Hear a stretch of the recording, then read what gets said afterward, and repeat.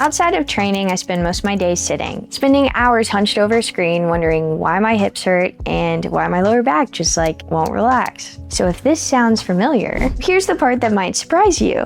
I'm actually a professional contortionist. I've been performing for almost a decade and I've trained flexibility my entire life. And for years, even with all that training, I was stretching wrong in ways that were actively holding me back, causing pain and killing my progress from reaching my goals. So today I'm walking you through the 5 mistakes I was making and what I do now instead. Because odds are if you're sitting for most of the day like I am, you're making these mistakes too. And these aren't advanced tips, they're just the basics that no one ever taught either of us. And so fixing even one of them will dramatically change how your body feels. This video is especially for you if you're already stretching sometimes, like you're not starting from zero, but you're still stiff, tight, and not seeing the progress that you feel like you should be making. So that gap between the effort and results, we will be closing that today.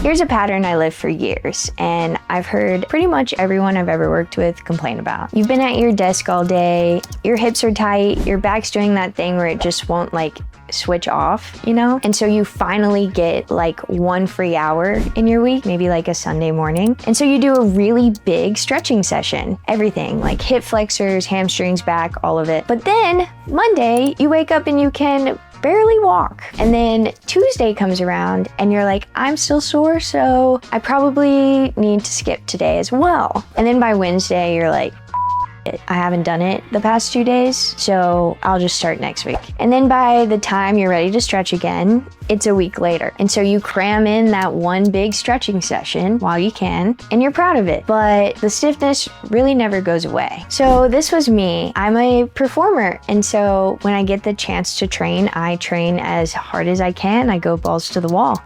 Then when I'm busy, I want to give my 100% to what I'm doing in the moment. So I'm giving my all in meetings and constantly thinking of content ideas, optimizing everything about my life except for stretching. So here's finally what actually clicked. Flexibility responds to consistency, not intensity. If you stretch just 5 minutes a day, super consistently, 7 days a week, that will do literally so much more for your body than cramming in that 1 hour session once a week, because your nervous system builds range of motion through repetition. So what I found that works is if you build 2 versions of your routine. You have your good day version, which is however long you normally stretch, whether that's 20-minute sessions, 30-minute sessions, even 10. And then you have your bad day version, which is literally so short that you don't have an excuse not to do it.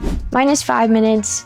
In my bed, I literally don't even leave my bed because some nights that's all I have time for after a full day of work, and I never skip it. Your body needs a daily reset way more than a weekly punishment, especially when you're sitting for most of it. So that's mistake number 1. Mistake number 2 is sneakier. It hits people that are actually making progress, which makes it more dangerous.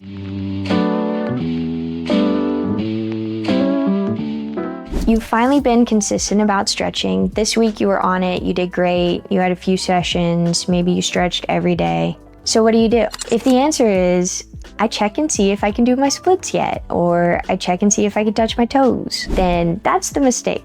Long-term flexibility is almost entirely invisible in the short term. The adaptations happening in your fascia and your nervous system, they all take weeks before you would actually be able to notice them. So if you're judging your effort by results that you can't see, you're gonna quit before they actually happen.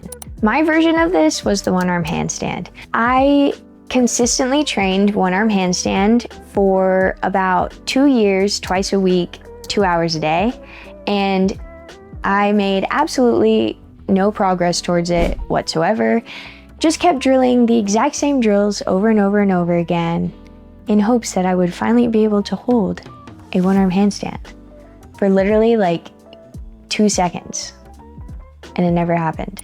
So I started getting shoulder pain, hip pain, and I thought I was just pushing through, and on the other side of the pain, I will have my one-arm handstand. But turns out I was just skipping the foundation. So the moment I stopped focusing on my one-arm handstand entirely, I didn't even train it, and I only focus on my two-arm handstand and evening out my body, the pain just magically disappeared. My balance improved, my lines got cleaner, and I built something that I can actually perform every night, rather than just getting a one-arm handstand for like a 7-second TikTok. So for you, stop measuring your split or touching your toes, and start measuring whether you stretched your hip flexors 4 times this week. The split is just like a bonus. The stretching practice is the behavior. Track the behavior and the outcome takes care of itself. All right, moving on to mistake number 3. And this one is about what you're eating, which is probably not something that you're thinking about when you're stretching. So you're doing great. Keep watching.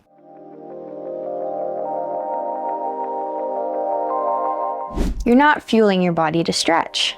Tell me if this sounds like your normal Tuesday. You're running late, so you grab coffee for breakfast and you rush to work. You got super busy, and so you worked through lunch. You didn't mean to, but it just happened. So you crammed through a couple more coffees to keep you alert, maybe a snack to just get through the day. And then you finally finish work. You sit down to relax or stretch, but literally nothing is relaxing. Your hips feel locked, your back feels like concrete, and you're just like, wow, I must be really tight today. Well, you're not just tight, you're actually underfueled. Here's what I didn't understand for a long time. Flexibility isn't just about lengthening your muscles, it actually lives in your nervous system. And a nervous system that's running on empty, flooded with caffeine, and stressed from a full day of looking at the screen and talking to people, is in a state of like low-grade fight or flight. A stressed nervous system doesn't release. It grips, it tightens to protect you, and you could stretch for an hour in that state and get literally nowhere. So the fix is simple. Eat throughout the day, and especially eat before you stretch. Doesn't have to be a huge meal, just something high in protein that you can eat a few hours before. Give your body the signal that it's safe, that it's fed, and it's okay to open up. You cannot stretch your way out of a body filled with caffeine and cortisol. Fuel it first.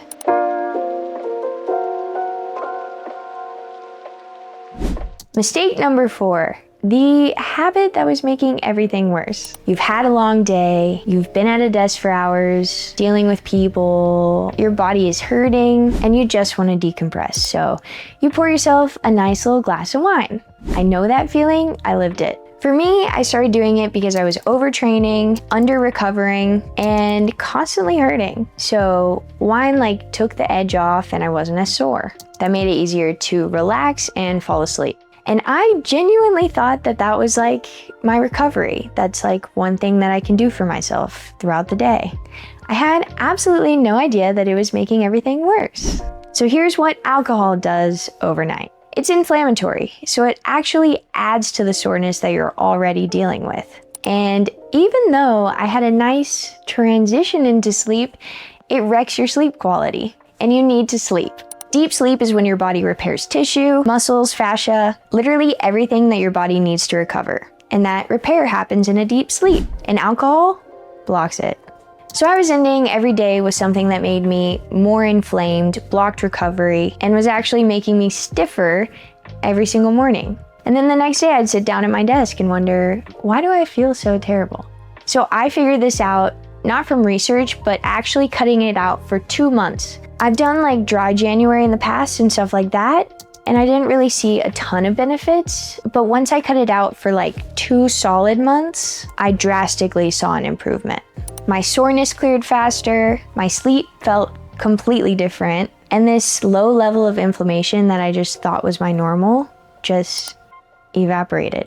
So I'm not telling you to stop drinking. I'm just saying that if you're constantly tight, you're constantly sore, and you want to do something that helps out with that, this is something that's definitely worth looking at, even for like a few weeks at a time, and see what changes. I was creating the problem at the end of every day and then wondering why I felt it at the start of the next one. All right, and the last mistake. And this is the one that gets everyone when they come back from a vacation or have like a really busy period, so don't skip this. Mistake number 5, trying to sprint back after a break.